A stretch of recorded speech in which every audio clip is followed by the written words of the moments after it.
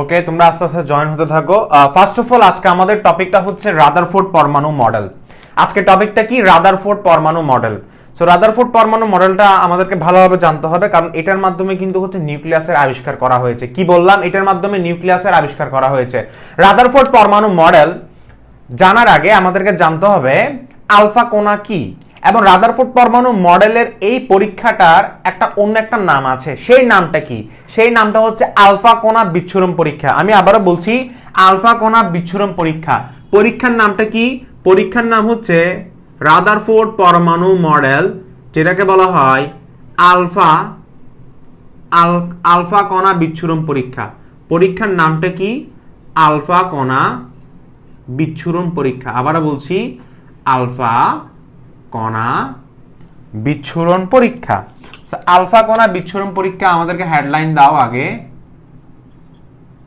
Alpha কণা, আর বাকিরা ঘুম যাচ্ছে না? একদম আরামসে ঘুম যাচ্ছে। আলফা কণা বিচ্ছুরণ পরীক্ষা। যারা এখন জয়েন করেছো তাদেরকে বলে রাখি, সেটা হচ্ছে পরীক্ষার নামটা হচ্ছে আলফা কণা বিচ্ছুরণ পরীক্ষা। এবং এটা রাদারফোর্ড, স্বয়ং রাদারফোর্ড নিজেই হচ্ছে, রাদারফোর্ড এবং তার স্টুডেন্ট অর্থাৎ তার অনুসারীরা যারা আছেন, শিষ্যরা, তারাই হচ্ছে এই পরীক্ষাটা হচ্ছে কি এক্সপ্লেন করেছেন। সো এখন মানে অর্থাৎ পরীক্ষাটা গবেষণা করেছেন আর কি। সো আলফা কণা বিচ্ছুরণ পরীক্ষা এটা হচ্ছে মেইনলি কিসের উপরে ডিপেন্ড করে? মেইনলি হচ্ছে আলফা কণার উপরে। অর্থাৎ আলফা কণা লাগবে, আলফা কণা ছাড়া পরীক্ষাটা পসিবল না। ফার্স্ট অফ অল আলফা কণা মানে কি? আলফা কণা মানে কি? আচ্ছা, সো আমরা এখন পরে আসি, সেটা হচ্ছে আলফা কণা বিচ্ছুরণ পরীক্ষা কত সালে প্রস্তাবিত হয়? 1911 সালে। লিখে রাখো, কত সালে? 1911 সালে। এবং এটার আবিষ্কারক হচ্ছে রাদারফোর্ড। এটার আবিষ্কারক হচ্ছে রাদারফোর্ড। এবং এটা কখন প্রস্তাবিত হয়? 1911 সালে। এবং এটার মেইন কাজটা কি, অর্থাৎ এটার মাধ্যমে কি আবিষ্কার হয়েছে? এটার মাধ্যমে আবিষ্কার হয়েছে আমার নিউক্লিয়াস। এটার মাধ্যমে আমার কি আবিষ্কার হয়েছে? আমার নিউক্লিয়াস। মনে থাকবে, এটার মাধ্যমে আমার কি আবিষ্কার হয়েছে? নিউক্লিয়াস, অর্থাৎ ধনাত্মক চার্জ। কেন্দ্রের মধ্যে যে ধনাত্মক চার্জ উপস্থিত, সেটা আমরা আবিষ্কার করতে পারছি কিসের মাধ্যমে? এটার মাধ্যমে। বুঝা গেছে? প্রশ্ন হচ্ছে আলফা কণা মানে কি, এরপর আমরা হচ্ছে এটার বর্ণনা এবং এটার উপকরণ নিয়ে আলোচনা করব। So first of all alpha কণা মানে কি? আলফা কণা কাকে বলে? ডেফিনেশন অফ আলফা কণা। আমি কি বললাম? ডেফিনেশন অফ আলফা কণা। সো ডেফিনেশন অফ আলফা কণা কিভাবে আমরা ডেফিনেশন শিখবো সেটা একটু দেখি। ডেফিনেশন অফ আলফা কণা মানে কি? আলফা কণা হচ্ছে আমার হিলিয়াম পরমাণু থেকে আমার দুইটি ইলেকট্রন সরিয়ে নিলে যে দ্বিধনাত্মক হিলিয়াম নিউক্লিয়াস উৎপন্ন হয়। আমি আবারও বলছি, হিলিয়াম পরমাণু থেকে দুইটি ইলেকট্রন সরিয়ে নিলে যে দ্বিধনাত্মক, এই দেখো, দ্বিধনাত্মক হিলিয়াম নিউক্লিয়াস উৎপন্ন হয়, সেই দ্বিধনাত্মক হিলিয়াম নিউক্লিয়াসকে বলা হচ্ছে আলফা কণা। সেই দ্বিধনাত্মক হিলিয়াম নিউক্লিয়াসকে বলা হচ্ছে কি? আলফা কণা। আমি আবারও বলছি, তোমাকে কেউ যদি প্রশ্ন করে, তোমাদের একটু স্টুডেন্টরা একটু বাড়াও ভাই। দেখো একটা কথা বলি, অন্তত এই চ্যাপ্টার তোমাকে আমি গত চ্যাপ্টার যদি লাস্টে কিছু যদি যেমন তৃতীয় অধ্যায়ের সমস্যা কি ছিল? বেশি হচ্ছে রাইটিং ছিল। এই অধ্যায়ে রাইটিং তেমন একটা নাই। শুরুতে এখানে রাইটিং আছে, তবে এই অধ্যায়ে কিন্তু বোঝার বেশি কনসেপ্ট। এই অধ্যায়ে কিন্তু প্রচুর ম্যাথ আছে। এই অধ্যায়ে কিন্তু এমন কিছু কনসেপ্ট আছে যেগুলো তোমাকে বুঝতে হবে। সো যারা এখন জয়েন করছো, টেনশন করার দরকার নেই। আমি কি পড়াচ্ছি এখন? আমি পড়াচ্ছি রাদারফোর্ড পরমাণু মডেল।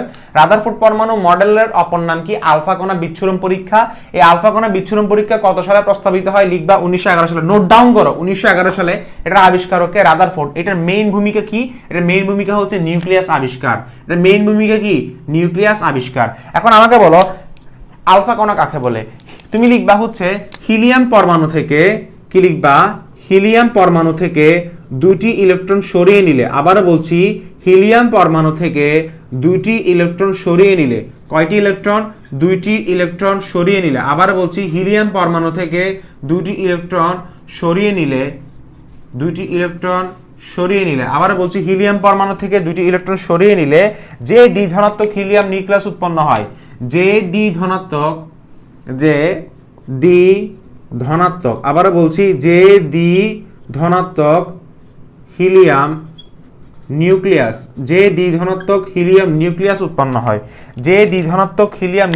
উৎপন্ন হয়, তাকে বলা হচ্ছে আলফা কণা। তাকে বলা হচ্ছে আলফা কণা। আবারও বলছি, হিলিয়াম পরমাণু থেকে দুটি ইলেকট্রন সরিয়ে নিলে যে ধনাত্মক হিলিয়াম নিউক্লিয়াস উৎপন্ন হয় তাকে বলা হচ্ছে কি আলফা কণা। ওকে, কলম প্রায় শেষ পর্যায়ে কেন লিখি যা। আচ্ছা দেখো, ওকে বুঝা গেছে। এটা হিলিয়াম পরমাণু থেকে দুটি ইলেকট্রন সরিয়ে নিলে যে ধনাত্মক হিলিয়াম নিউক্লিয়াস উৎপন্ন হয় তাকে বলা হয় আলফা কণা। আচ্ছা, আলফা কণা হচ্ছে অ্যাকচুয়ালি এটা। আচ্ছা, আলফা কণার ভর সংখ্যা কত? কেউ যদি আস্ক করে যে আলফা কণার ভর সংখ্যা কত, তুমি বলো আলফা কণার ভর সংখ্যা হচ্ছে 4। আলফা কণার ভর সংখ্যা কত? ভর সংখ্যা কত? 4। কেন? খেয়াল করে দেখো, আলফা কণার পারমাণবিক সংখ্যা কত? 2 এবং ভর সংখ্যা কত? 4। মনে থাকবে পরীক্ষা যদি প্রশ্ন আসে আলফা কণার ভর সংখ্যা কত? 4। আচ্ছা, এবার আলফা কণার গতি, গতি মানে হচ্ছে ব্যাগ। তার একটা গতি থাকে, অর্থাৎ তার একটা ভেলোসিটি থাকে, ভেলোসিটি মানে হচ্ছে ব্যাগ। এই গতিটা কত থাকে আমাকে বলো? গতিটা হচ্ছে 1 × 10⁷ থেকে, কি বললাম, 1 × 10⁷ থেকে 2.5 ইন্টু অনেক গতি, দেখছো অনেকটা আলোর বেগের কাছাকাছি, মিটার পার সেকেন্ড। 1 × 10⁷ থেকে 2.5 × 10⁷ মিটার পার সেকেন্ড। বুঝে থাকবে? এটা হচ্ছে আলফা কণার গতি। আচ্ছা, এখন আমরা চলে আসতেছি আলফা কণার গতি শেষ। এখন আমরা এরপরে আলোচনা করব হচ্ছে কি, আমরা এরপর আলোচনা করব যে এই যে পরীক্ষাটা যে আমরা নির্বাচন করলাম, অর্থাৎ এই পরীক্ষাটা যে আমরা কথা বললাম, সেই পরীক্ষাটা করার জন্য, তো সাকসেসফুলি পরীক্ষাটা করার জন্য কি কি উপকরণ দরকার ছিল। উপকরণ, কারণ একটা যে পরীক্ষা করবা সেই পরীক্ষা তো উপকরণ দরকার। উপকরণগুলো কি কি, মানে কি কি লাগবে, অর্থাৎ আলফা কণা বিচ্ছুরণ পরীক্ষা করার জন্য কি কি উপকরণ লাগবে। 1 নম্বর উপকরণ যেটা বলা হচ্ছিল সেটা হচ্ছে আপনার ফার্স্টে একটা আলফা কণা লাগবে। কি লাগবে? আলফা কণা লাগবে। এই আলফা কণাটা এটা। এরপর 2 নম্বর পয়েন্ট কি, আমাকে হচ্ছে এখন লাগবে পাতলা সোনার পাত। কি বললাম? পাতলা সোনার পাত। পাতলা সোনার পাত, পাতলা সোনার পাত, যেটার পুরুত্ব ছিল 0.0004 সেন্টিমিটার পুরুত্ব। যেটার পুরুত্ব কত ছিল? 0.0004 সেন্টিমিটার পুরুত্ব। এরপর 3 নম্বর পয়েন্টে যদি আমি যদি লিখি আলফা কণা, পাতলা সোনার পাত, 0.0004 সেন্টিমিটার পুরুত্ব, আর হচ্ছে জিঙ্ক সালফেটের আবরণ। কি বললাম? জিঙ্ক সালফেটের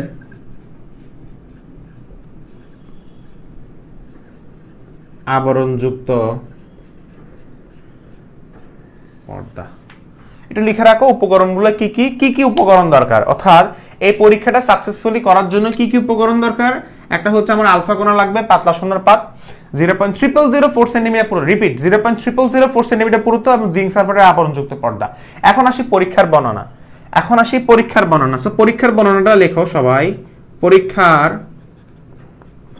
বর্ণনা খুবই ইজি, দেখো একদম বুঝবা, সবকিছু কিন্তু ক্রিস্টাল ক্লিয়ার করে দিব। সবকিছু কিন্তু কি ক্রিস্টাল ক্লিয়ার করে দিব। বুঝা গেছে? পরীক্ষার বর্ণনা দেখো, লেখা শেষ না? পরীক্ষার বর্ণনা। তো পরীক্ষার বর্ণনা কিভাবে লিখবো দেখো, এভাবে লিখবো। বিজ্ঞানী রাদারফোর্ড প্রচন্ড শক্তি সম্পন্ন আলফা কণাকে একটি পাতলা সোনার পাতের উপর নিক্ষেপ করেন। তিনি কি করছেন দেখো, উনি অনেকগুলো আলফা কণা নিছে এবং এদের শক্তি বেশি। কেন? কারণ এদের ব্যাগ বেশি, ভেলোসিটি বেশি। এরা এত বেশি দুরন্ত উদ্দীপনায় তারা হচ্ছে দৌড়াতে পারে, সেটা হচ্ছে তাদের ব্যাগ দেখে বুঝতে পারতেছো। ব্যাগটা কত আমাকে বলো? 1 × 10⁷ থেকে 2.5 × 10⁷। অনেকগুলো আলফা কণা নিছি, নেওয়ার পরে পাতলা সোনার পাতের উপর নিক্ষেপ করছি। এ দেখছো অনেকগুলো আলফা কণা, এগুলো সবগুলো আলফা কণা। দ্বিধনাত্মক কেন? কারণ দুইটা প্লাস থাকার কারণে তারা হচ্ছে দ্বিধনাত্মক। সো এই যে এতগুলো আলফা কণা আমি এখানে নিছি, নেওয়ার পরে আমি কি করছি? পাতলা সোনার পাত, এটা একটা পাতলা সোনার পাত, এই পাতলা সোনার পাতের উপর আমি নিক্ষেপ করছি। নিক্ষেপ করার পরে শুনো, নিক্ষেপ করার আগে এটা চিন্তা করতে হবে তোমার ওই পিছনে কি আছে, অর্থাৎ পাতলা সোনার পাতের পিছনে কি আছে? একটা জিঙ্ক সালফেটের আবরণযুক্ত পর্দা আছে, তাই না? এখন আমি কি করছি দেখো, বিজ্ঞানী রাদারফোর্ড উনি কি করছে, ফার্স্ট অফ অল লিখছো, দেখো লিখো, এভাবে লিখো, বিজ্ঞানী রাদারফোর্ড প্রচন্ড শক্তি সম্পন্ন আলফা কণাকে একটি পাতলা সোনার পাতের উপর নিক্ষেপ করেন। বিজ্ঞানী রাদারফোর্ড প্রচন্ড শক্তি সম্পন্ন আলফা কণা, প্রচন্ড শক্তি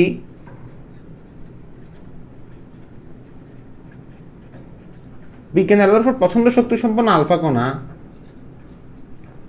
একটি পাতলা সোনার পাতের উপর নিক্ষেপ করেন। একটি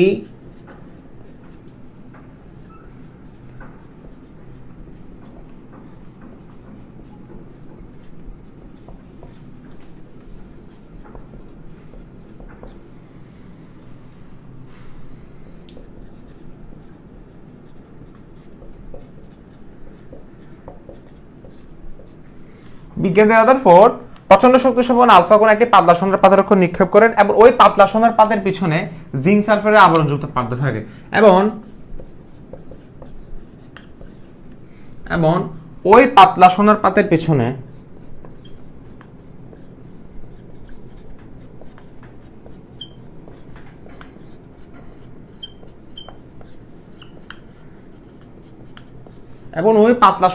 পিছনে জিঙ্ক সালফেটের আবরণযুক্ত পর্দা থাকে। কি বললাম? জিঙ্ক সালফেটের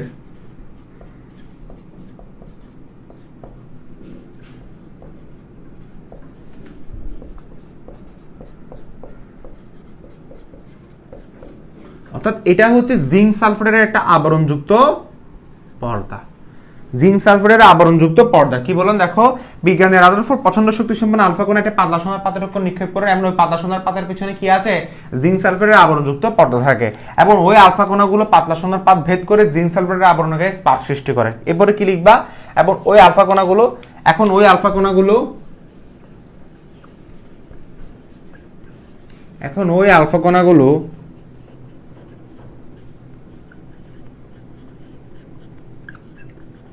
জিঙ্ক সালফেটের আবরণ, অর্থাৎ ওই আলফা কণাগুলো দেখো পাতলা সোনার পাত ভেদ করে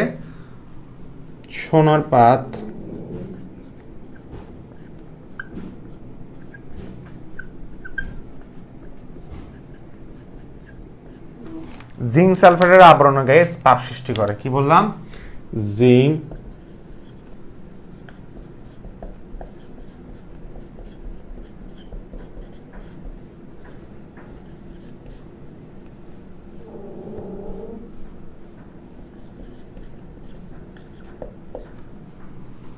জিঙ্ক সালফেটের আবরণে গায়ে কি করে? স্পার্ক সৃষ্টি করে। স্পার্ক মানে আলোক বিন্দু।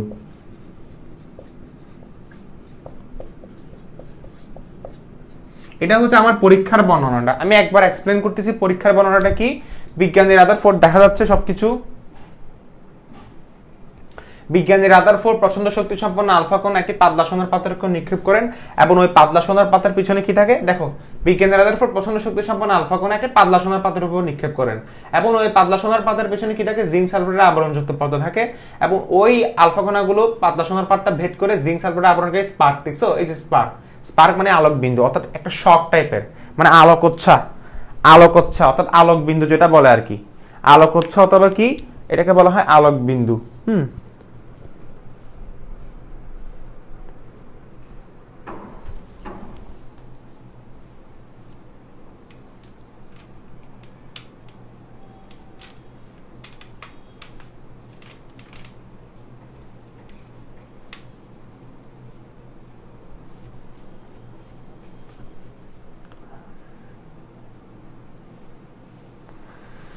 তোমরা ভাইয়া একটু ওয়েট করো।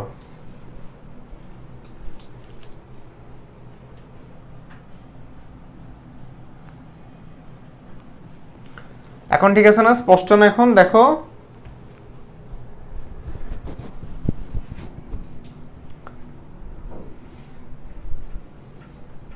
তোমরা যে কোশ্চেনগুলো করতেছো কোশ্চেনগুলো দেখতেছি আমি, কোশ্চেনের আনসার দিব, তবে যে কোশ্চেনগুলো করতেছো এগুলোর সাথে কিন্তু সামঞ্জস্য না। একজন বলছে যে পাতলা সোনার পাত, এটা কেন এত পাতলাটা হচ্ছে মেইনলি হচ্ছে তোমার পাতলা নেওয়ার মেইনলি কারণটা কি? সহজ কথা হচ্ছে আমাদের এখানে আসলে এক্সপেরিমেন্ট যখন আমরা করতেছি সেটা হচ্ছে আমাদের আলফা কণাগুলো কিন্তু হচ্ছে কি তাদের ব্যাক কিন্তু বেশি। তো এমন কিছু নিতে হবে, ভারী কোনো কিছু নিলে কিন্তু সমস্যা আছে, কারণ ভারী কোনো কিছু নিলে এটা এক্সপেরিমেন্ট করতে কিন্তু ডিফিকাল্ট হবে। কথা বোঝা গেছে? আলফা কণার ভর কিন্তু অতি সামান্য বলতে গেলে আর কি। এবং কারণ আলফা কণার তুমি যদি দেখো যে আলফা কণার কিন্তু আসলে অ্যাকচুয়ালি গতি বেশি হওয়ার কারণে এটা এমন একটা পাত নিতে হবে যে পাতটা সোনার পাত, এবং সোনার পাত বলতে যেটা হচ্ছে কি পুরুত্ব খুবই অল্প, যার কারণ ফলে যাতে ওকে ভেদ করে পেছনের গায়ে কি করতে পারে? স্পার্ক সৃষ্টি করতে পারে। সেজন্য হচ্ছে পাতলা সোনার পাত, যেটা পুরুত্ব খুবই কম, অর্থাৎ এটা যাতে ব্যাক করে যেতে পারে অনেকটা, হচ্ছে এই কারণে আর কি। দেখো কনসেন্ট্রেট করতে দাও আমাকে। আমি ফার্স্টে কি বললাম, বিজ্ঞানী রাদারফোর্ড প্রচন্ড শক্তি সম্পন্ন আলফা কণা একটি পাতলা সোনার পাতের উপর নিক্ষেপ করেন, এবং ওই পাতলা সোনার পাতের পেছনে, খুব সিম্পল একটা কথা, বিজ্ঞানী রাদারফোর্ড প্রচন্ড শক্তি সম্পন্ন আলফা কণা একটি পাতলা সোনার পাতের উপর নিক্ষেপ করেন, এবং ওই পাতলা সোনার পাতের পেছনে জিঙ্ক সালফারের আবরণযুক্ত পর্দা থাকে, এবং ওই জিঙ্ক সালফারের আবরণের গায়ে স্পার্ক সৃষ্টি করে। এতটুকু হচ্ছে আমাদের ইম্পর্টেন্ট কথা, বুঝা গেছে?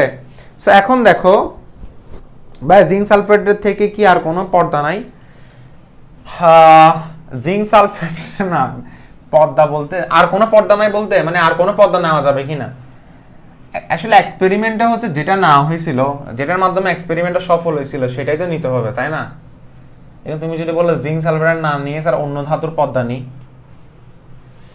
ঠিক আছে, জিঙ্ক সালফেটের ধাতুটা হচ্ছে স্পার্ক সৃষ্টি করতে হেল্প করছে, যেটা হয়তো অন্য কিছু যাচ্ছিল না, সামথিং ওরকম টাইপের আর কি, ঠিক আছে।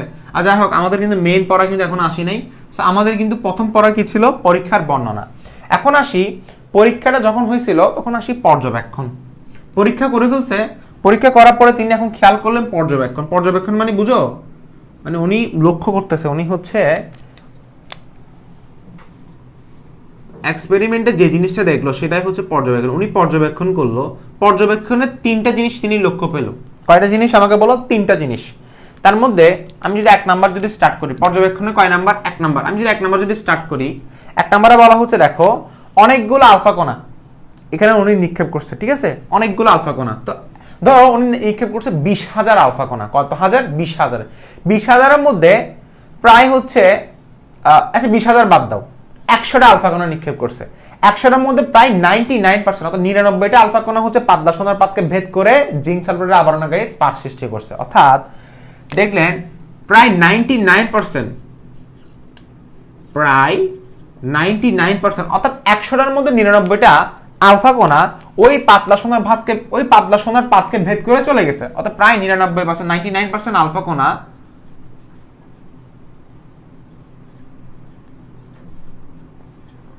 ওই পাতলা সোনার পাতকে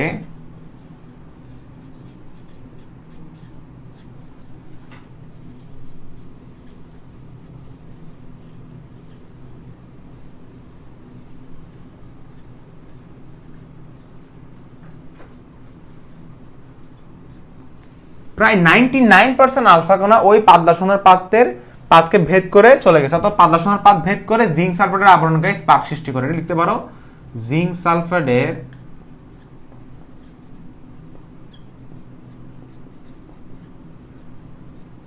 আবরণের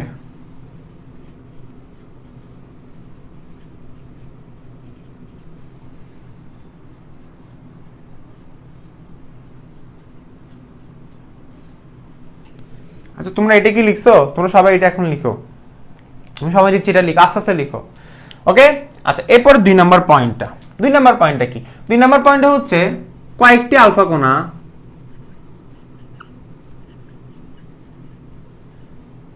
দেখো, কয়েকটি, আমি আবার বলছি, কি বললাম? কয়েকটি আলফা কণা, অর্থাৎ মাত্র লিখতে পারো মাত্র কয়েকটি আলফা কণা, ঠিক আছে, মাত্র কয়েকটি আলফা কণা লিখতে পারো, মাত্র কয়েকটি আলফা কণা তাদের, উনি 2 নম্বর পয়েন্টে যেটা বললেন, তাদের সোজা গতিপথ হতে,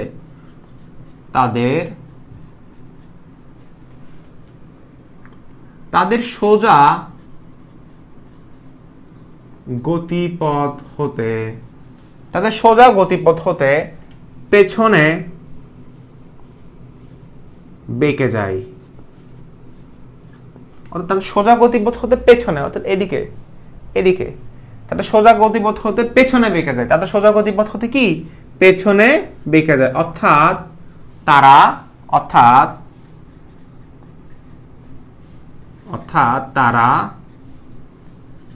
তাদের সোজা গতিপথ হতে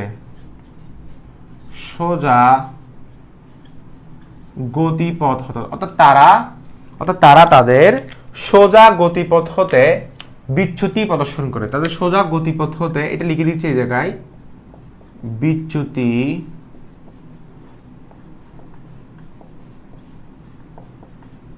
তাহলে সোজা গতিপথ হতে বিচ্যুতি প্রদর্শন করে, লিখো বিচ্যুতি প্রদর্শন করে, শেষ।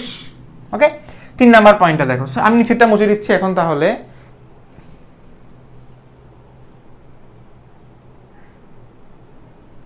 আচ্ছা, সাইদা নাফিসা বলতেছে বিস্তারিত তো বইয়ে দেওয়া আছে। দেখো বিস্তারিত বইয়ে দেওয়া আছে ঠিক আছে, বাট কিন্তু কথা হচ্ছে আমি জানি বইয়ে কিরকম দেওয়া আছে, বাট এভাবে হচ্ছে তোমার আমার মনে হয় না এভাবে সহজ ভাষায় দেওয়া থাকবে। কথা বোঝা গেছে? আর ধরো টপিক যদি না পড়াই, তুমি বলতেছো, বাট ম্যাক্সিমাম স্টুডেন্ট কি বলবে, আপনি কিছু পড়ান নাই, ঠিক আছে, আপনি এটা বলছেন যে বইয়ে আছে পড়ে নাও। তুমি বলতেছো ভাই দেখো এখানে এক এক স্টুডেন্টের কিন্তু এক এক টেস্ট থাকে। কথা বোঝা গেছে? এক এক স্টুডেন্টের কিন্তু এক এক টেস্ট থাকে। তুমি যেটা ভালো মনে করতেছো এটা অন্যজনের কাছে খারাপ, তুমি যেটা খারাপ মনে করতেছো এটা অন্যজনের কাছে ভালো। এইভাবে লিখে না দিলে পরবর্তীতে কি হবে, স্যার আপনি লিখে লিখে পড়ান নাই, আপনি কিছু বলেন না, আপনি বলে দিচ্ছেন বইয়ে থেকে পড়ে নাও। কথা বুঝতে পারছো? বুঝা না ভাইয়া, এখানে আসলে স্টুডেন্টদের কিন্তু টেস্ট ডিফারেন্ট। দেখো আমি একটা কথা বলি, যেভাবে বলছি সেভাবে পড়ো। 3 নাম্বার পয়েন্টটা কি? 3 নাম্বার পয়েন্ট হচ্ছে মাত্র কয়েকটি আলফা কণা। আমরা তো মাত্র কয়েকটি আলফা কণা লিখছি না, এখন লিখবো হচ্ছে খুব কম সংখ্যক আলফা কণা। কি বললাম?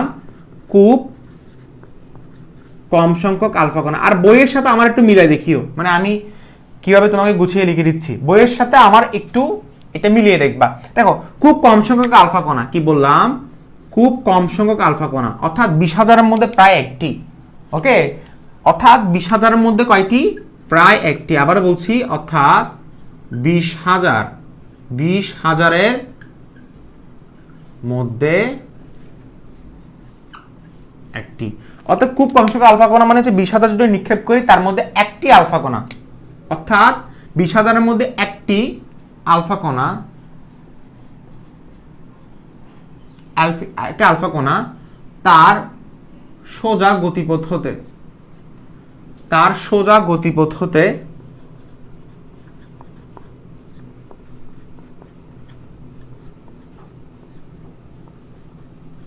ওটা পেছনে বেঁকে যায় না, আর এটা হচ্ছে বিপরীত দিকে ফিরে আসে। ডাইরেক্ট বলবা বিপরীত দিকে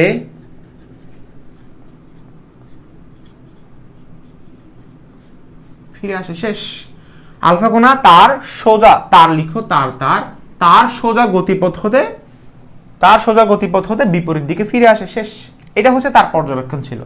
আচ্ছা, ওনার এই পর্যবেক্ষণ থেকে তিনি সিদ্ধান্তে আসলেন। কি সিদ্ধান্তে আসলেন? সিদ্ধান্তটা শেষ, সিদ্ধান্তটা লিখে তুমি হচ্ছে এখানে অনেকগুলো পয়েন্ট পাবা, যে পয়েন্টগুলো কিন্তু খুবই ইম্পর্টেন্ট। সিদ্ধান্তগুলো কি কি ছিল ঠিক আমাকে বলো।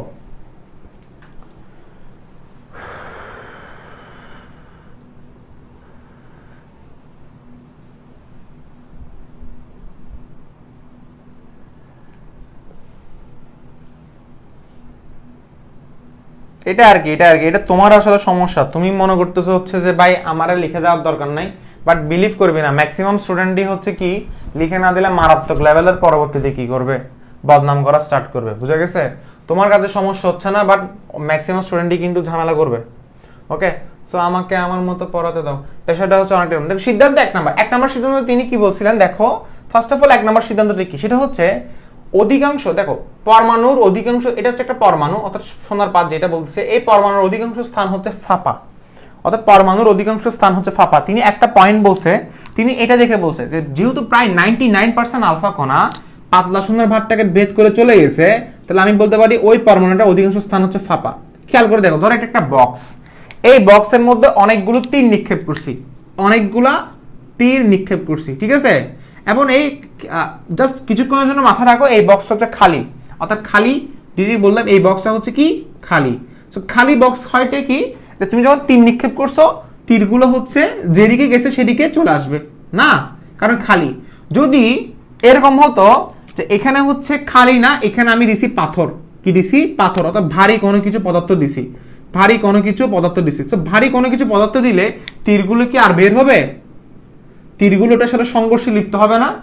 খেয়াল করে দেখো, যেহেতু বলছে 99% আলফা কণা ওই পাতলা সোনার পাতটাকে ভেদ করে অর্থাৎ বের হয়ে গেছে, পাতলা সোনার পাতটাকে ভেদ করে। এখানে আমি তো 99% বোঝাতে পারতেছি না, তবে দেখো ম্যাক্সিমামই কিন্তু আলফা কণা, এই যে 3টা কিন্তু বের হয়ে গেছে, অর্থাৎ যেহেতু 99% আলফা কণা ওই পাতলা সোনার পাতটাকে ভেদ করে চলে গেছে, অর্থাৎ জিঙ্ক সালফেটের গায়ে স্পার্ক সৃষ্টি করছে, সেজন্য আমরা বলতে পারি, উনি 1 নম্বর সিদ্ধান্ত এটাই বলছিল, সেজন্য আমরা বলতে পারি ওই পরমাণুর অধিকাংশ স্থানই ফাঁপা ছিল, অর্থাৎ পরমাণুর অধিকাংশ স্থান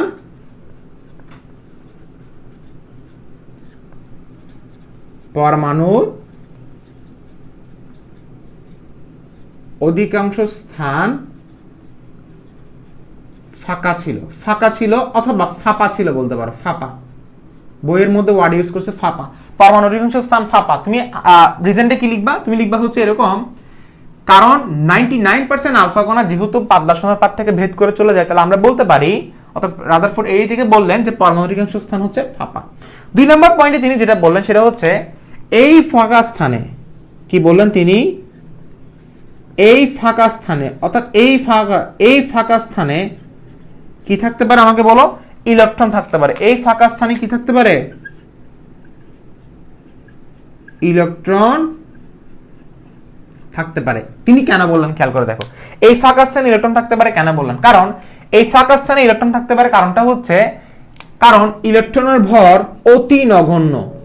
কারণ ইলেকট্রনের ভর, আমি আবার বলছি, কারণ ইলেকট্রনের ভর অতি নগণ্য। আবারও বলছি, ইলেকট্রনের ভর কি? অতি নগণ্য। অতি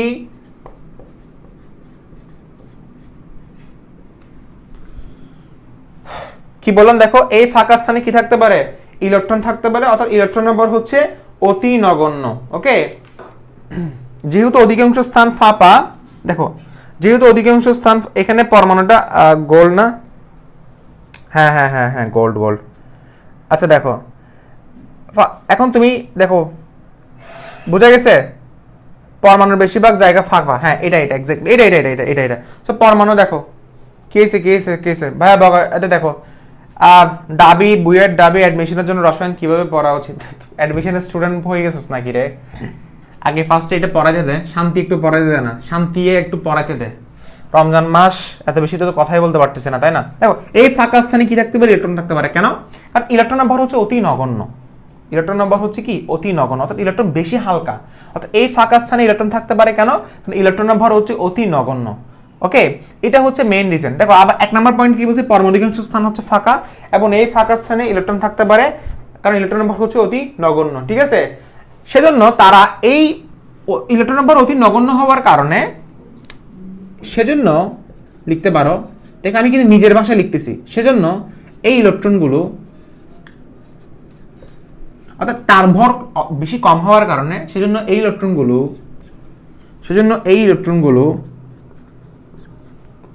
আলফা কণার গতিপথের কোন পরিবর্তন, এটা তুমি সুন্দর করে লিখতে পারো। তুমিও লিখতে পারো এই ফাঁকা স্থানে ইলেকট্রন থাকতে পারে কারণ ইলেকট্রনের ভর অতি নগণ্য, তাই এই ইলেকট্রনগুলো আলফা কণার গতিপথের কোনো পরিবর্তন ঘটাতে পারে না। তাই এই ইলেকট্রনগুলো আলফা কণার গতিপথের কোনো পরিবর্তন ঘটাতে পারে না, কোনো পরিবর্তন ঘটাতে পারে না। এটা লজিকটা কি? দেখো স্টেপ বাই স্টেপ আসল, স্টেপ বাই স্টেপ। যেহেতু ফাঁকা স্থান, মানে ফাঁকা স্থান ইলেকট্রন থাকতে পারে কেন? কারণ ইলেকট্রনের ভর কত জানো? কত আমাকে বলো? ইলেকট্রনের ভর বলছিলাম না 9.1, এতই হালকা, বেশি হালকা, 9.11 × 10⁻28 গ্রাম। দেখছো পুরো হালকা, একদম ফাঁপা। ইলেকট্রন নিজেই তো একটা ফাঁপা। সো 9.11 × 10⁻28 গ্রাম ইলেকট্রন ভর এতটাই কম যে ওই ফাঁকা স্থানে বলতে পারি ইলেকট্রন থাকতে পারে। কেন? কারণ ওই ইলেকট্রনগুলো আমার আলফা কণা গতিপথের কোনো পরিবর্তন ঘটাতে পারে না। ধরো তুমি হচ্ছে অনেক মোটা, বিশাল মোটা একটা মানুষ, আর আমি হচ্ছে খুবই চিকন একটা মানুষ, আমার ওজন হচ্ছে 10 কেজি।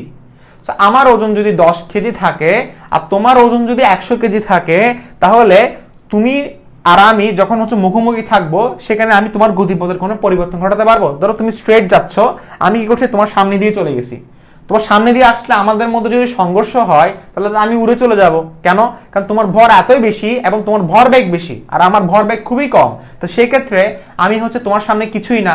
সো যখন একটা আলফা কণার সাথে যখন ইলেকট্রনের তুমি যখন কম্পেয়ার করতেছো, ইলেকট্রন হচ্ছে ছোট্ট একদম ছোট একটা কণা, যেটা পাত্তাই পাবে না আলফা কণার সামনে আসলে। তো আলফা কণা যখন যাচ্ছে, তখন সেই ফাঁকা স্থানে যখন ইলেকট্রন থাকে, তখন এই ইলেকট্রনগুলো আলফা কণাকে কোনো রকম ডিস্টার্ব করতে পারে না, তাহলে আলফা কণার গতিপথের কোনো পরিবর্তন ঘটাতে পারে না। এটা হচ্ছে মেইনলি আমাকে 2 নম্বর পয়েন্টে বলা হচ্ছে। বুঝা গেছে? এটাই হচ্ছে কথা। এখন ধরো আমি বললাম পর্যবেক্ষণ শেষ না? পর্যবেক্ষণ শেষ। সো এখন দেখো এটা মুছে ফেলো। এখন এই 3 নম্বর পয়েন্টে তিনি কি বলেন? 3 নম্বর পয়েন্টে তিনি যে কথাটা বললেন সেটা হচ্ছে খুবই সিম্পল। কি বলছেন দেখো, তিনি বলছে সেটা হচ্ছে, তিনি কি বলছে দেখো, তিনি এই মডেলটিকে লিখো, তিনি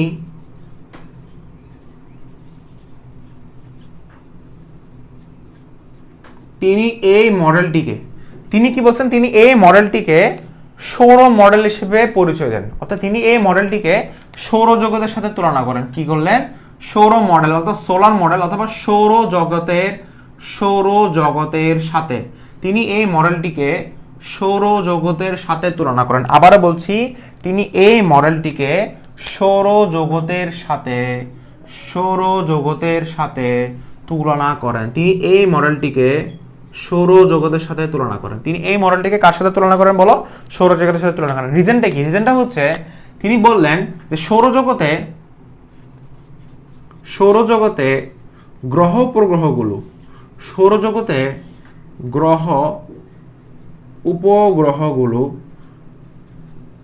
যেরকম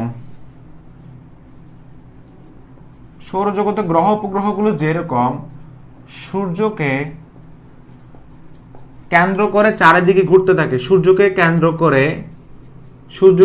করে চারিদিকে ঘুরতে থাকে,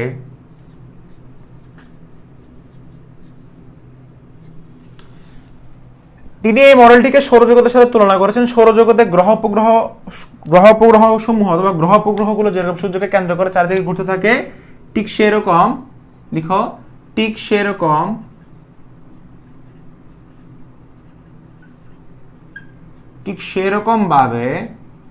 সেরকম ভাবে ইলেকট্রনগুলো একটি জিনিসকে কেন্দ্র করে,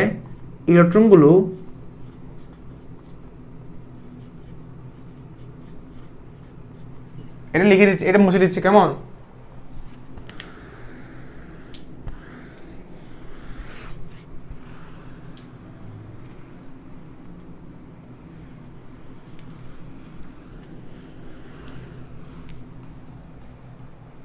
ঠিক সেরকম ভাবে ইলেকট্রনগুলো একটি জিনিসকে কেন্দ্র করে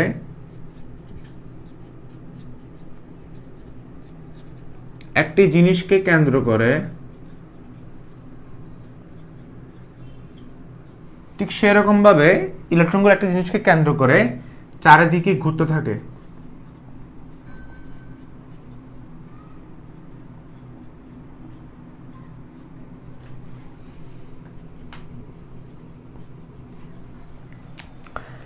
ওকে, এবং যে জিনিসকে কেন্দ্র করে চারিদিকে ঘুরতে থাকে তার নাম দেওয়া হয়, এবং যে জিনিসকে কেন্দ্র করে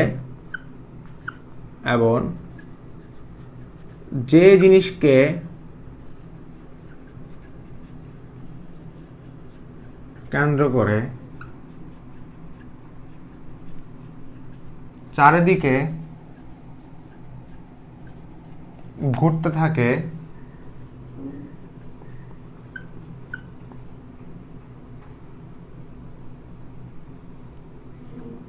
সেই জিনিসের নাম দেওয়া হয় নিউক্লিয়াস। সেই জিনিসের নাম দেওয়া হয় নিউক্লিয়াস। এখন কেন নিউক্লিয়াস নাম দেওয়া হয় সেটার অবশ্যই রিজন আছে। সেই জিনিসের নাম দেওয়া হয় কি বলো? নিউক্লিয়াস। কেন নিউক্লিয়াস নামকরণ করা হয় সেটার অবশ্যই রিজন আছে। রিজনটা আমরা একটু পরে পড়ব। সো রিজনটা তিনি ব্যাখ্যা করছেন কয় নাম্বার পয়েন্টে? 4 নাম্বার পয়েন্টে। 4 নাম্বার পয়েন্টে দেখো, এখন নিউক্লিয়াস নামকরণের পিছনে তিনি যে লজিকটা দিলেন সেই লজিকটা কিন্তু খুবই ইজি। দেখো, এখন নিউক্লিয়াস নামকরণের পিছনে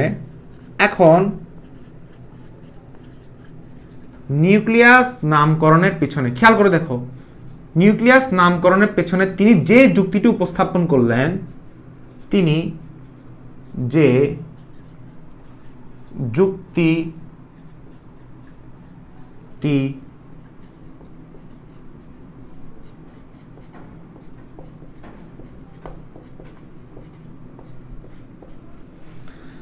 একটু ভালোভাবে চিন্তা করে দেখো, সবাই বেঁচে আছো?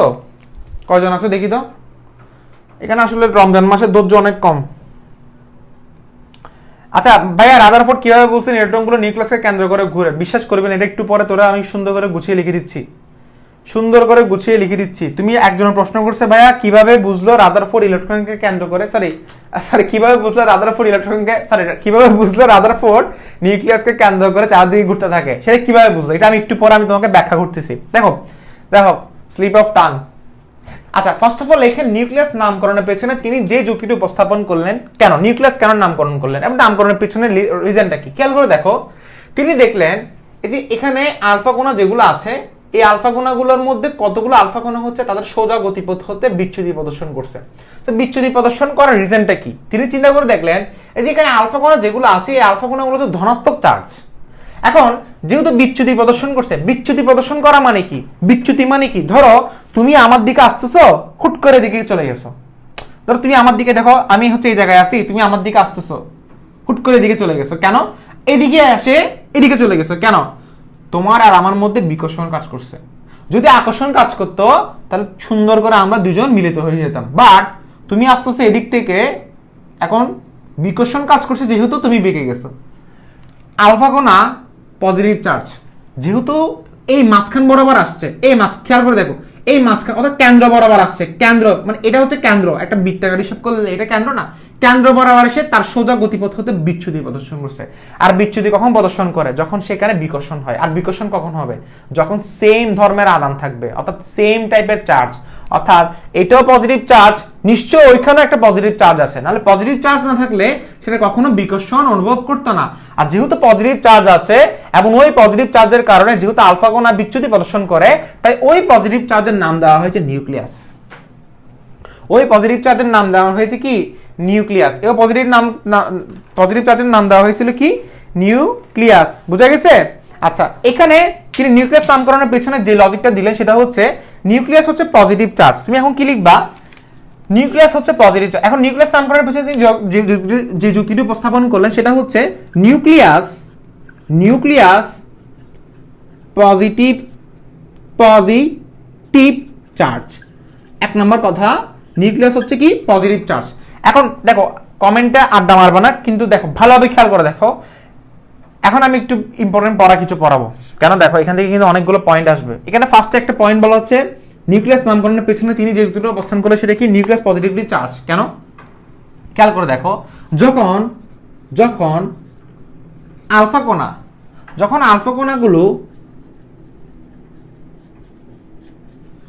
আলফা কণাগুলো পরমাণুর কেন্দ্র বরাবর, অর্থাৎ সোনার পাতের কেন্দ্র বরাবর অথবা পরমাণুর কেন্দ্র বরাবর এসে খেয়াল করে দেখো, কেন্দ্র বরাবর এসে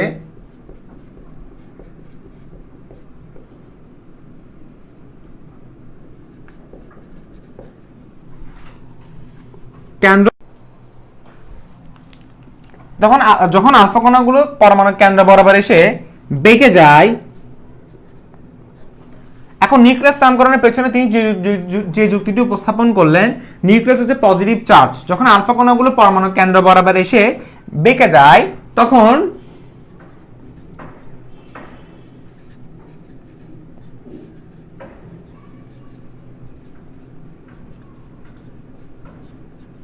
তিনি লক্ষ্য করলেন, অথবা তিনি তখন সিদ্ধান্ত করলেন, অথবা তিনি লক্ষ্য করলেন বলতে পারেন, তখন তিনি লক্ষ্য করলেন নিশ্চয়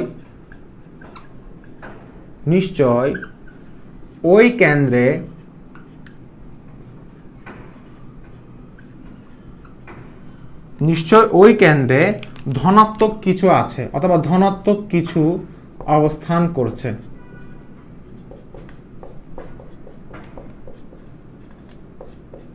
কারণ আমরা জানি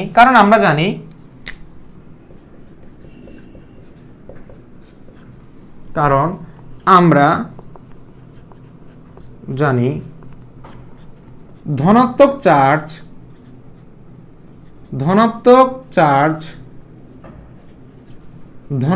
চার্জকে বিকর্ষণ করে। কারণ আমরা জানি ধনাত্মক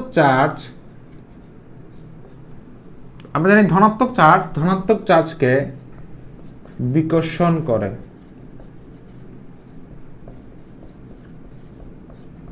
আমরা জানি ধনাত্মক চার্জকে বিকর্ষণ করে, তাই ওই ধনাত্মক চার্জটি তিনি নামকরণ করেন নিউক্লিয়াস। ওকে, তাই ওই ধনাত্মক চার্জটির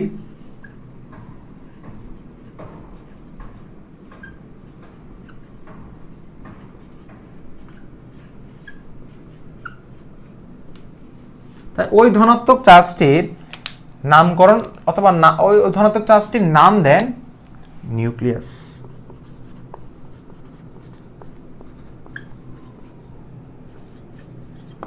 এখান থেকে নিউক্লিয়াসের একটা ডেফিনিশন বের হয়ে গেছে, সেটা হচ্ছে কি জানো? কেউ যদি আস্ক করে নিউক্লিয়াসের ডেফিনিশন কি, তুমি লিখবা পরমাণুর কেন্দ্রস্থলে পরমাণুর সমস্ত ভর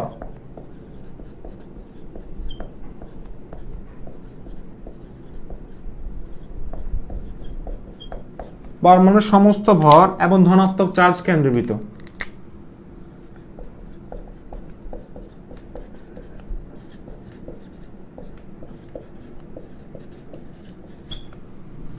পরমাণুর কেন্দ্রস্থলে পরমাণুর সমস্ত ভর এবং ধনাত্মক চার্জ কেন্দ্রীভূত, যাকে বলা হয় নিউক্লিয়াস। পরমাণুর কেন্দ্রস্থলে পরমাণুর সমস্ত ভর এবং ধনাত্মক চার্জ কেন্দ্রীভূত, একে বলে নিউক্লিয়াস। নিউক্লিয়াস কাকে বলে? তুমি বলবা পরমাণুর যে কেন্দ্রস্থলে, অথবা এটা বলতে পারো পরমাণুর যে কেন্দ্রস্থলে পরমাণুর সমস্ত ভর এবং ধনাত্মক চার্জ কেন্দ্রীভূত, সেই কেন্দ্রস্থলকে বলা হয় নিউক্লিয়াস। শেষ। সেই কেন্দ্রস্থলকে বলা হয় কি? নিউক্লিয়াস। সো নিউক্লিয়াসের যদি ডেফিনেশন আসে, তুমি কি বলবা? পরমাণুর কেন্দ্রস্থলে পরমাণুর সমস্ত ভর এবং ধনাত্মক চার্জ কেন্দ্রীভূত, যাকে বলা হয় পরমাণুর নিউক্লিয়াস। যাকে বলা হয় কি? পরমাণুর নিউক্লিয়াস। ওকে ওকে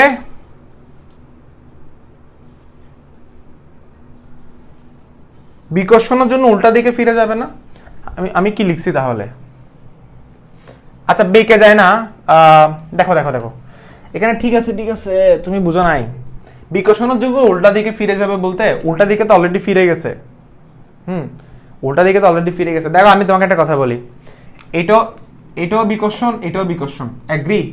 দেখো, একটা হচ্ছে এদিকে গেছে গা, অর্থাৎ বেঁকে গেছে। একটা হচ্ছে এদিকে গিয়ে এদিকে গেছে গা, অর্থাৎ বিপরীত দিকে ডাইরেক্ট ফিরে গেছে একটা। আর কয়েকটা হচ্ছে রোটেট করছে, অর্থাৎ বেঁকে গেছে, বিচ্যুতি করছে। দুইটাই কিন্তু বিকর্ষণ। এই যে আমি এখানে বলছি যে এখানে বেঁকে গেছে, এটাও বিকর্ষণ। পিছনে ফিরে চলে আসছে, সেটাও বিকর্ষণ। অর্থাৎ বিপরীত দিকে ফিরে চলে আসছে, এটাও বিকর্ষণ। কথা বোঝা গেছে? এটা হচ্ছে কি আমার বলো নিউক্লিয়াস। কারণ একটা জিনিস খেয়াল রাখবা, যদি আমার কেন্দ্রের মধ্যে যদি ধনাত্মক চার্জ না থাকে, যদি ঋণাত্মক চার্জ থাকতো, তাহলে কি হতো? আলফা কণাগুলো হচ্ছে কেন্দ্র বরাবর চলে যেত। আলফা কণাগুলো কি হতো? কেন্দ্র বরাবর চলে যেত, এবং কেন্দ্র বরাবর গিয়ে ধনাত্মক এবং ঋণাত্মক আকর্ষণ করে সংঘর্ষ হতো, এবং সংঘর্ষ হলে পরমাণুর অস্তিত্ব চলে যেত। অর্থাৎ খেয়াল করে দেখো, যদি কেন্দ্রের মধ্যে যদি ঋণাত্মক চার্জ থাকতো, তাহলে সুন্দর করে ওই আলফা কণাগুলো হচ্ছে কেন্দ্র বরাবর চলে যেত, এবং কেন্দ্র বরাবর চলে গিয়ে কি হতো? সংঘর্ষে লিপ্ত হতো। বাট যেহেতু এখন পজিটিভ চার্জ আছে, তাহলে বেঁকে গেছে। তাহলে কি হয়েছে? বেঁকে গেছে। শেষ না? এখন সুন্দর করে এটা মুছে দাও। 3 নাম্বার পয়েন্টটা মুছে দিচ্ছি। স্টেপ বাই স্টেপ সবগুলো পয়েন্ট আসবে। যারা বলতেছো কি, একজন বলছে না ভাই আপনি এগুলো কেন পড়াচ্ছেন?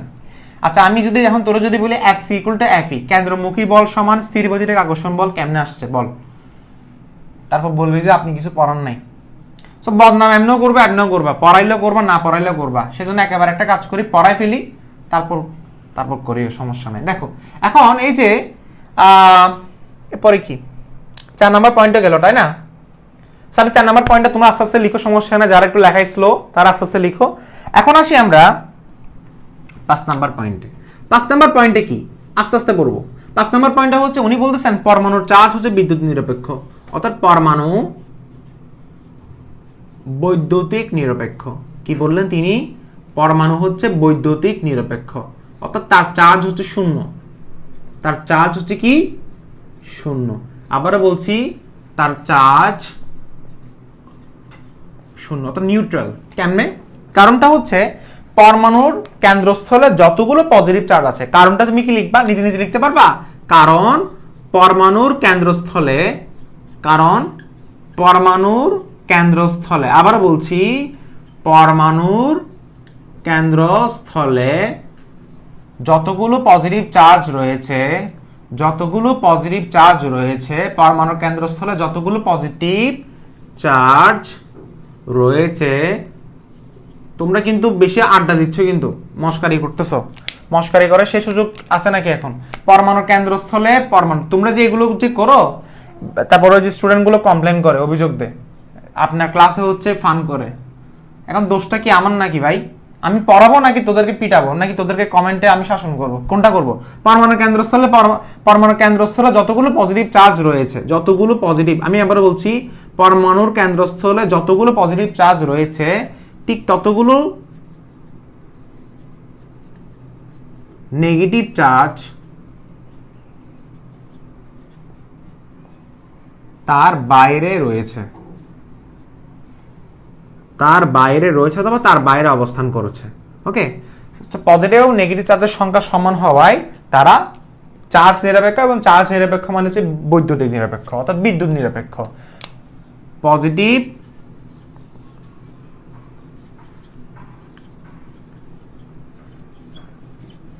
এবং নেগেটিভ, আবার বলছি, পজিটিভ এবং নেগেটিভ চার্জ, পজিটিভ এবং নেগেটিভ চার্জ এর সংখ্যা সমান হওয়ায়, পজিটিভ এবং নেগেটিভ চার্জের সংখ্যা সমান হওয়ায়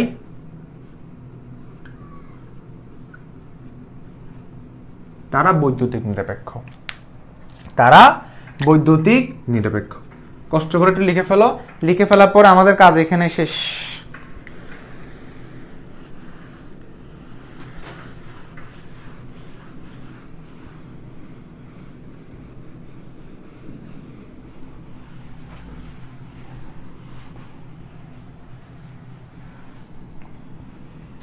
বুঝা গেছে কিছু? এখন আসি 5 নাম্বার পয়েন্টে। 5 নাম্বার না, সরি 6 নাম্বার পয়েন্ট। 6 নাম্বার পয়েন্টে খেয়াল করে দেখবা, 6 নাম্বার পয়েন্টে একটা কথা বলা হচ্ছে, সেটা হচ্ছে নিউক্লিয়াসের আকার। কি বললাম? নিউক্লিয়াসের আকার পরমাণুর আকারের তুলনায়, নিউক্লিয়াসের আকার, নিউক্লিয়াসের আকার কত জানো? বলো তো, নিউক্লিয়াসের আকার কত? 10⁻⁻15। নিউক্লিয়াসের আকার কি? 10⁻⁻15। 10⁻⁻ কত হবে? 15 সেন্টিমিটার হবে না, 15 মিটার হবে। 10⁻⁻15 মিটার হবে। 10⁻⁻15 নিউক্লিয়াসের আকার কত আমাকে বলো? 10⁻⁻15 মিটার। নিউক্লিয়াসের আকার হচ্ছে 10⁻⁻। নিউক্লিয়াসের আকার পরমাণুর আকারের তুলনায়, পরমাণুর আকার, আকার কত হবে? 10⁻⁻10। পরমাণুর আকারের তুলনায় অনেক ছোট। নিউক্লিয়াসের আকার পরমাণুর আকারের তুলনায় অনেক ছোট। কেন? খেয়াল করে দেখো, নিউক্লিয়াসের আকার এতই ছোট, নিউক্লিয়াসের আকার এতই ছোট যে এই আমার আলফা কণাগুলো অধিকাংশ, অর্থাৎ আলফা কণাগুলো, মানে নিউক্লিয়াসের আকার এতই ছোট যে এই নিউক্লিয়াসটা আমার অধিকাংশ আলফা কণাগুলোকে কোনো রকম ডিস্টার্ব করতে পারে নাই। খেয়াল করে দেখো, খুব সিম্পল একটা লজিক। কেন নিউক্লিয়াসের আকার ছোট? নিউক্লিয়াসের আকার কেন পরমাণুর আকারের তুলনায় ছোট? কারণটা হচ্ছে, আমার এখানে যে আলফা কণাগুলো আমি নিক্ষেপ করছি, সেই আলফা কণাগুলো আমার নিউক্লিয়াসকে, অর্থাৎ সেই আলফা কণাগুলোকে আমার নিউক্লিয়াস, সেই আলফা কণাগুলোকে আমার নিউক্লিয়াস কোনো প্রকার ডিস্টার্ব করতে পারে না। অর্থাৎ আলফা কণাগুলো যে সোজা গতিপথ বরাবর যাচ্ছিল, সেখানে আমার নিউক্লিয়াসগুলো আলফা, অর্থাৎ নিউক্লিয়াস আমার আলফা কণাগুলোকে কোনো রকম ডিস্টার্ব করতে পারে নাই, কোনো রকম ডিস্টার্ব করতে পারে নাই। অর্থাৎ এটা লিখবা, আকার অনেক ছোট। কারণটা হচ্ছে, আমরা লিখো, আমরা প্রায় অনেকগুলো আলফা, আমরা প্রায়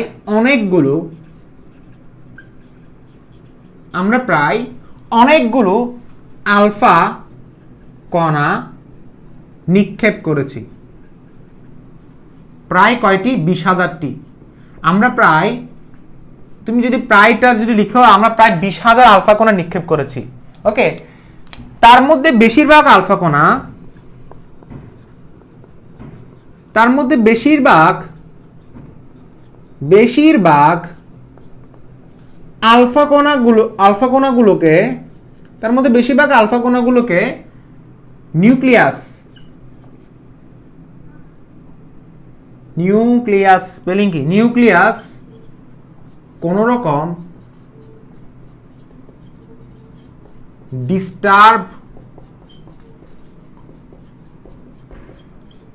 করতে পারেনি।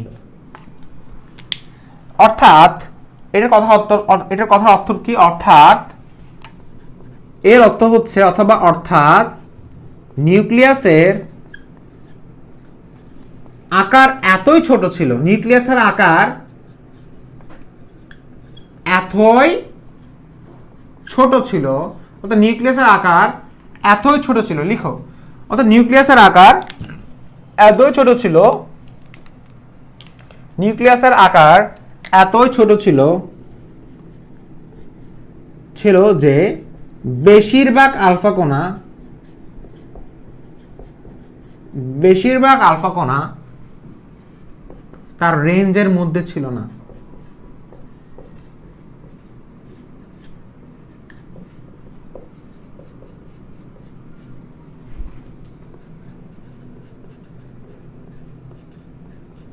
শেষ। ওকে, আমাদের রাদারফোর্ড পরমাণু মডেলের মেইন পয়েন্টগুলো এখানে শেষ। এখন আমরা হচ্ছে এখান থেকে কি কি শিখতে পারছি সেগুলো আমরা সূত্রগুলো লিখবো এখন। ওকে,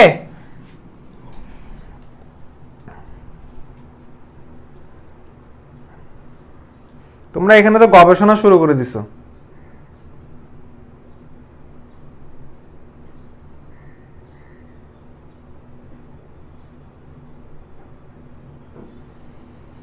লেখা শেষ।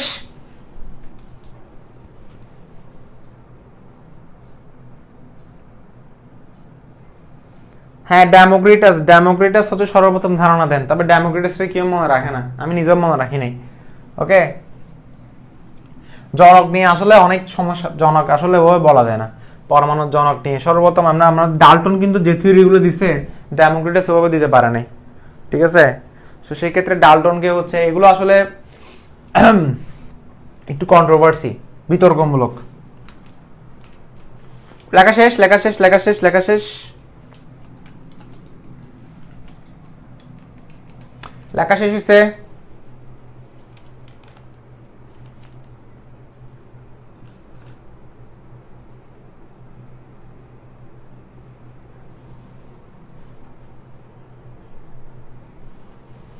ওকে, আচ্ছা দেখো মুছে দিচ্ছে কেমন।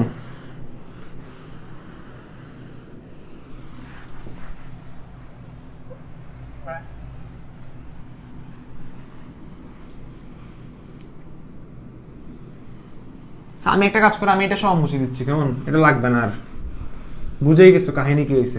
মাঝখানে একটা কাজ করবা, মাঝখানে কি কাজ করবে জানো, মাঝখানে একটা এরকম পজিটিভ চার্জ বসাই দিও, পারবা এটা? ও স্যার কি বলছি, মাঝখানে পজিটিভ, আরেকটু আপনারা থাকেন আগামী আরো 15 মিনিট থাকেন। স্যার কি শিখাবেন এখন, 15 মিনিট থাকেন আরো, মাঝখানে পজিটিভ চার্জটা বসাই দিও গোলার মধ্যে।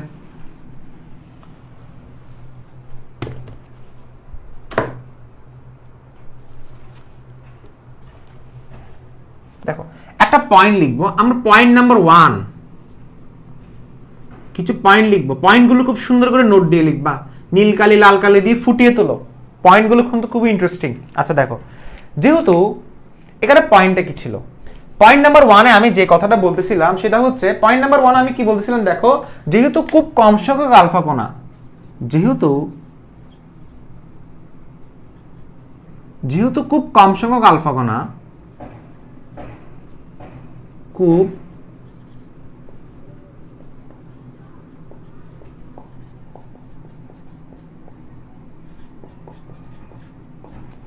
কি লিখলাম দেখো, যেহেতু খুব কম সংখ্যক আলফা কণা বিপরীত তাদের সোজা গতিপথ হতে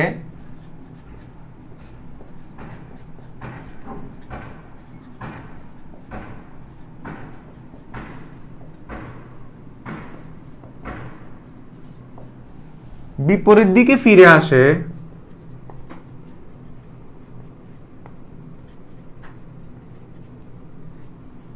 তাই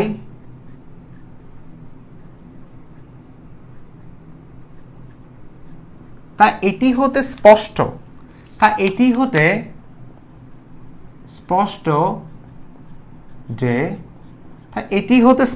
যে ওই আলফা কণাগুলো, এটি হতে স্পষ্ট যে ওই আলফা কণা, এটি হতে স্পষ্ট যে ওই আলফা কণাগুলো তার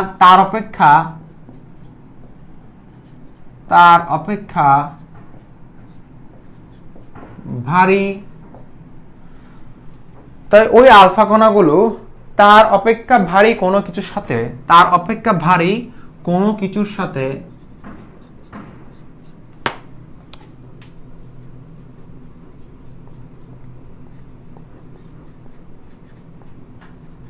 সংঘর্ষে পতিত হয়,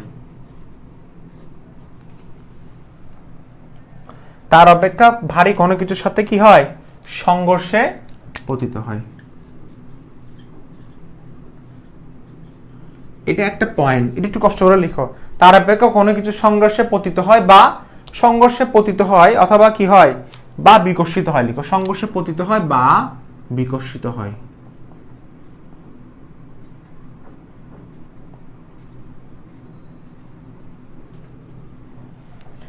সংঘর্ষে পতিত হয় বা বিকশিত হয়, অর্থাৎ পরমাণুর কেন্দ্রে পরমাণুর প্রায় সমস্ত ভর এবং ধনাত্মক চার্জ কেন্দ্রীভূত, অর্থাৎ পরমাণুর কেন্দ্রে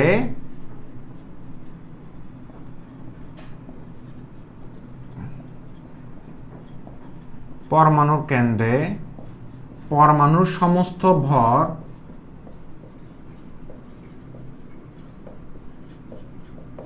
এবং ধনাত্মক চার্জ কেন্দ্রীভূত, পরমাণুর সমস্ত ভর এবং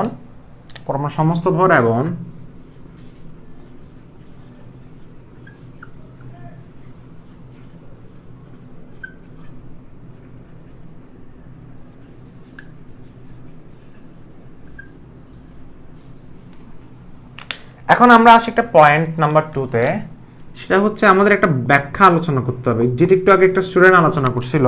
সেটা হচ্ছে রাদারফোর্ড কিভাবে বুঝলো একটা ইলেকট্রন নিউক্লিয়াসকে কেন্দ্র করে চারিদিকে ঘুরতে থাকে। আসো, রাদারফোর্ড কিভাবে বললো, খুবই ইন্টারেস্টিং এটা, একটি ইলেকট্রন নিউক্লিয়াসকে কেন্দ্র করে চারিদিকে ঘুরতে থাকে। রাদারফোর্ড কিভাবে বললো একটি ইলেকট্রন নিউক্লিয়াসকে কেন্দ্র করে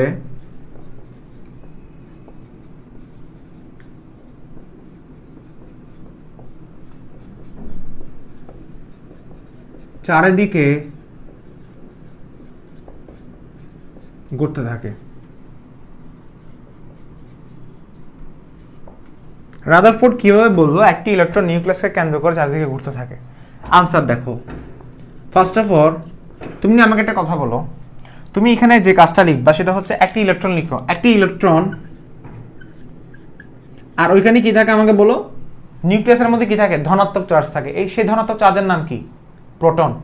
আচ্ছা তুমি কি জানো ইলেকট্রন ধনাত্মক চার্জের নাম দেওয়া হয়েছে প্রোটন, এবং ইলেকট্রন এবং প্রোটনের সংখ্যা সমান হওয়ায় তারা বৈদ্যুতিক নিরপেক্ষ। এখান থেকে কিন্তু নিউটন সৃষ্টি হয়, নিউটন কিন্তু এখান থেকে সৃষ্টি হয়েছে।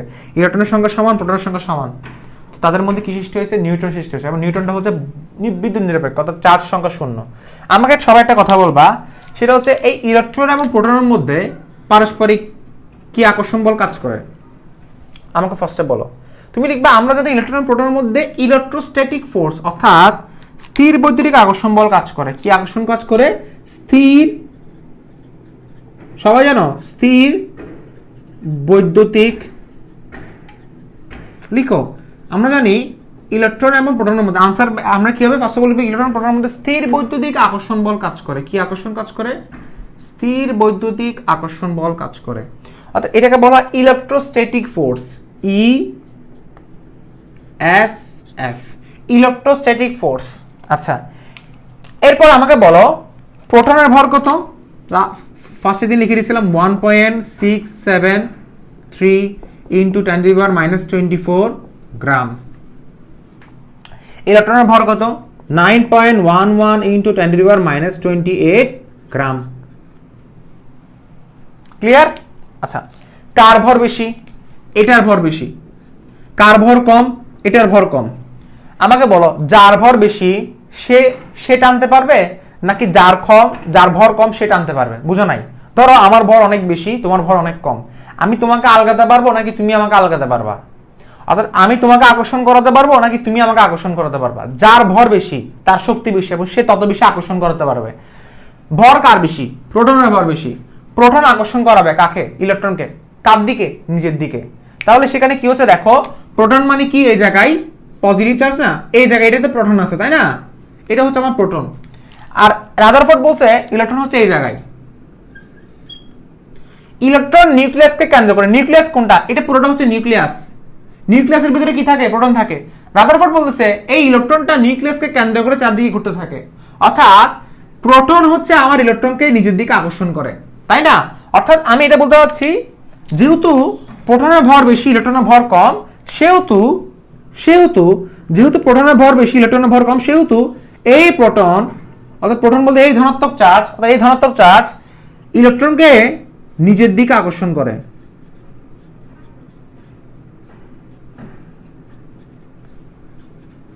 ফার্স্ট পয়েন্ট বোঝা গেছে?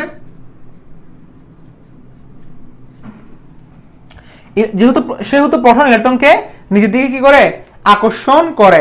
এখন এই প্রোটন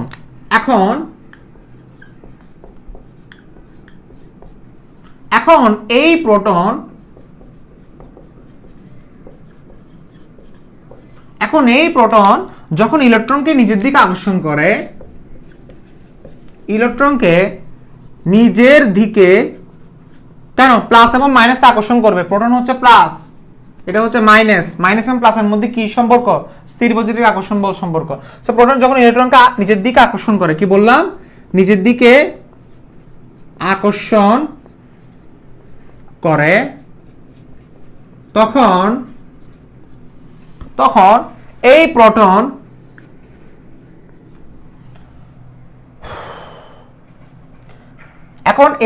যখন ইলেকট্রনকে নিজের দিকে আকর্ষণ করে, তখন এই প্রোটন ইলেকট্রনের দিকে, তখন কি হয় দেখো, তখন এই প্রোটন যখন ইলেকট্রনকে নিজের দিকে আকর্ষণ করে, তখন লিখবা দেখো, তখন এই ইলেকট্রনকে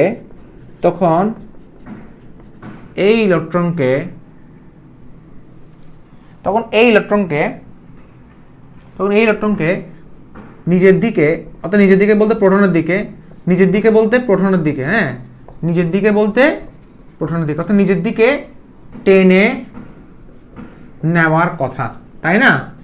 নিজের দিকে টেনে নেওয়ার কথা, কারণ তাদের মধ্যে আকর্ষণ হয়। খেয়াল করে দেখো, একটি প্রোটন এবং ইলেকট্রনের মধ্যে যে আকর্ষণ বলটা হয়, সেই আকর্ষণ বলের কারণে এই ইলেকট্রনকে নিজের দিকে, অর্থাৎ প্রোটন কি করতো, নিজের দিকে টেনে নেওয়ার কথা ছিল, টেনে নেওয়ার কথা, কিন্তু টেনে নেয় না। তখন কি হতো দেখো, টেনে নিলে কি হতো, তখন ইলেকট্রন প্রোটন, তখন কি হতো দেখো, তখন ইলেকট্রন প্রোটন সংঘর্ষ হতো, তখন ইলেকট্রন প্রোটন ধাক্কা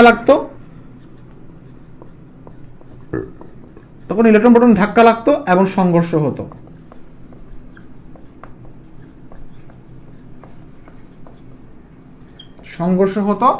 এবং ফলে পরমাণুর অস্তিত্ব বিলুপ্ত হতো, এর ফলে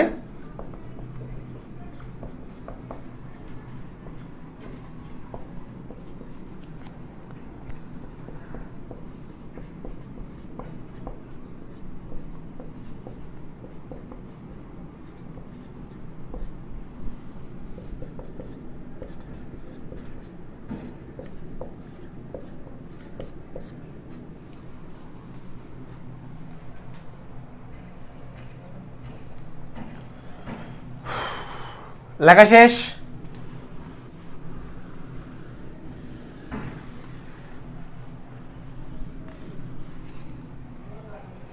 এখন দেখো, পরমাণু অস্তিত্ব বিলুপ্ত হতো না, এখন পরমাণু অস্তিত্ব বিলুপ্ত হতো। ওকে, এখন এই স্থির বৈদ্যুতিক আকর্ষণ, এই যে আকর্ষণ করার কারণে স্থির বৈদ্যুতিক আকর্ষণ বল হয় না, এখন এই ইলেকট্রন এই স্থির বৈদ্যুতিক আকর্ষণ বলকে, অর্থাৎ এই স্থির বৈদ্যুতিক আকর্ষণ বল বলতে পারো অথবা ফোর্স বলতে পারো। এখন এই ইলেকট্রন এই স্থির বৈদ্যুতিক আকর্ষণ বল, আমি একটা কাজ করি, শুধু ফোর্স লিখলে বেটার হইতো। স্থির বৈদ্যুতিক আকর্ষণ বল যেটা সে প্রোটন থেকে পায়, স্থির বৈদ্যুতিক আকর্ষণ বলকে অন্যভাবে ইউজ করে। কোনভাবে ইউজ করে? অন্যভাবে ব্যবহার করে। কিভাবে ব্যবহার করে?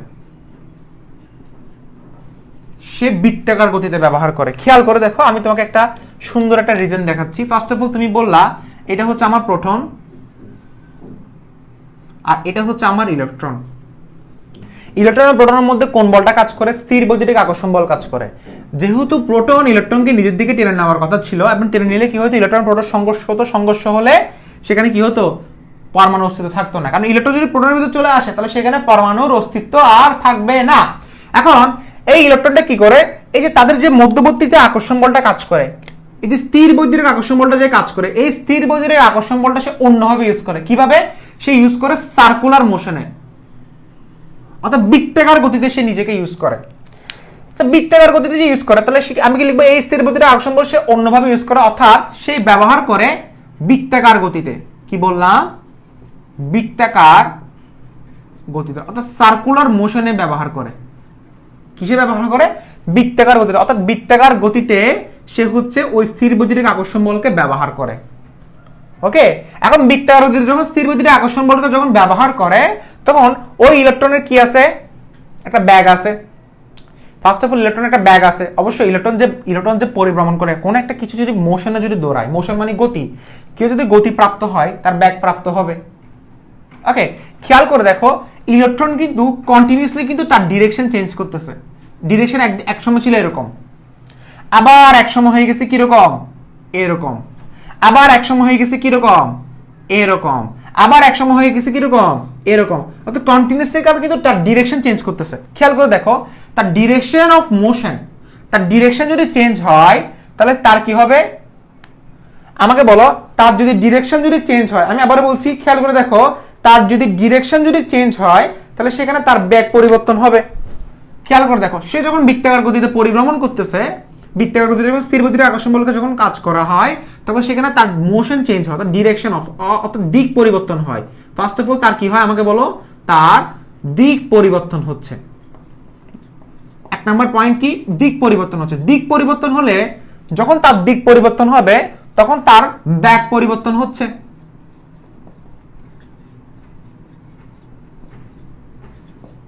এই তো অলরেডি ব্যাগ আছে, তাই না ভাইয়া? দেখো, এর কিন্তু অলরেডি ব্যাগ আছে। আরে ইলেকট্রন যে ছোটাছুটি করে, ইলেকট্রনের কিন্তু যে স্পিড আছে সেটা কারণে তার ব্যাগ প্রাপ্ত হচ্ছে, কিন্তু দিক পরিবর্তন হওয়ার কারণে তার ব্যাগ পরিবর্তন হচ্ছে। মানে একদিকে এদিকে গিয়ে আবার এদিকে, আবার এদিকে, আবার এদিকে, অর্থাৎ দিক পরিবর্তন হওয়ার কারণে ব্যাগ পরিবর্তন হচ্ছে।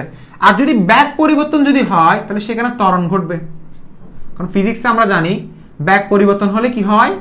ত্বরণ ঘটে। ফার্স্ট অফ অল দিক পরিবর্তন হয়েছে, অর্থাৎ ডিরেকশন অফ মোশন চেঞ্জ হয়েছে। ডিরেকশন অফ মোশন মানে হচ্ছে দিক পরিবর্তন, অর্থাৎ গতির দিক পরিবর্তন, গতির দিক পরিবর্তন, এবং এর কারণে ব্যাগ পরিবর্তন হয়েছে। ব্যাগ পরিবর্তন হলে ত্বরণ সৃষ্টি হবে, কারণ আমরা জানি ব্যাগ পরিবর্তন হলে ত্বরণ সৃষ্টি হয়। এবং এই যে ত্বরণ যে থাকে, আমরা জানি ত্বরণের সূত্র কি? F ইকুয়াল টু কি? ma। ছোটবেলা থেকে পড়ে আসছে F ইকুয়াল টু কি? ma, অর্থাৎ F ইকুয়াল টু ma।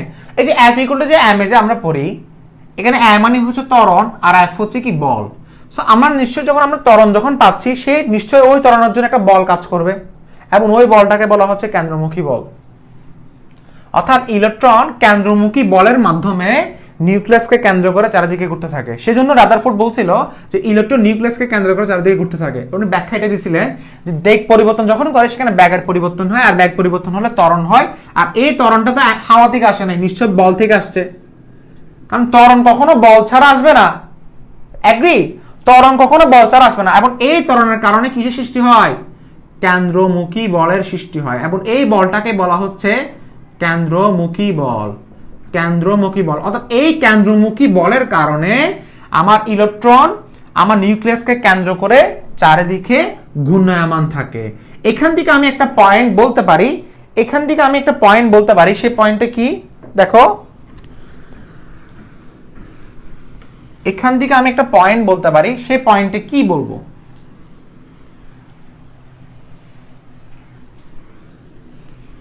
এখান থেকে আমরা একটা পয়েন্ট বলতে পারি, সেটা হচ্ছে আমরা বলতে পারি আমাদের শুরুতে কি আসছিল বলো? স্থির বৈদ্যুতিক আকর্ষণ বল। কি আসছিল বলো? স্থির বৈদ্যুতিক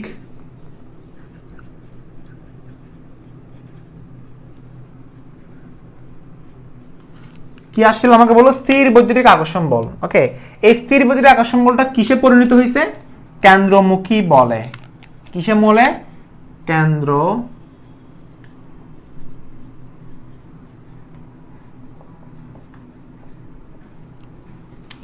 এই কেন্দ্রমুখী বলটাই হচ্ছে আমরা এফসি। সি মানে হচ্ছে সেন্ট্রিপেটাল ফোর্স, যেটাকে বলা হয় কেন্দ্রমুখী বল। আর এখানে বলা হয় এফ ই। ইলেকট্রোস্ট্যাটিক ফোর্স, অথবা এটাকে তুমি এফইও বলতে পারো। এটা সমান এটা, অর্থাৎ আমি বলতে পারি F equal to F C.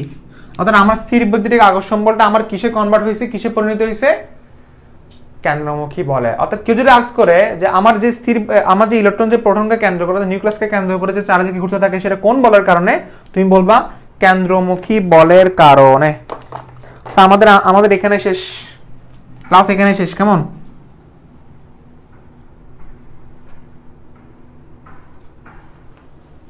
মাথা ঘুরাচ্ছে নাকি?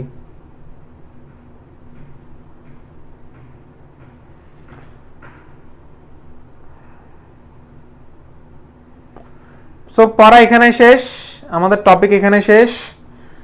আর নেক্সট ক্লাসে আমরা কি আলোচনা করব? নেক্সট ক্লাসে আমরা আলোচনা করব এই মডেলে কিছু ত্রুটি আছে, এরপরে বোর পরমাণু মডেল। বোর পরমাণু মডেল খুবই ইন্টারেস্টিং, খুবই ইন্টারেস্টিং। বোর পরমাণু মডেলটা পড়লে বুঝবা যে এখানে আসলে কি কি সূত্র আবিষ্কার করা হয়েছে। ঠিক আছে, আগামী 1 থেকে 2 ক্লাস, আমি রিমেম্বার তোমাদের এই তোমরা যারা এখনো ক্লাস করো নাই, প্লিজ ক্লাসগুলো শেষ করে ফেলো, লেকচার 2টা শেষ করে ফেলো, কারণ লেকচার 3 এবং 4 কিন্তু very very important. Specially lecture number 3 আমি আবার বলছি, কখনো মিস করবে না। রবিবার 3:30, মঙ্গলবার 3:30, বৃহস্পতিবার 3:30, জীবনও মিস করবে না। লেকচার নাম্বার 3, 4, 5 এটা কিন্তু সিকুয়েল ব্রেক হলে সমস্যা আছে। 3, 4, 5 কখনো মিস করবা না, বুঝা গেছে? ওকে, আল্লাহ হাফেজ, ভালো থাকবা।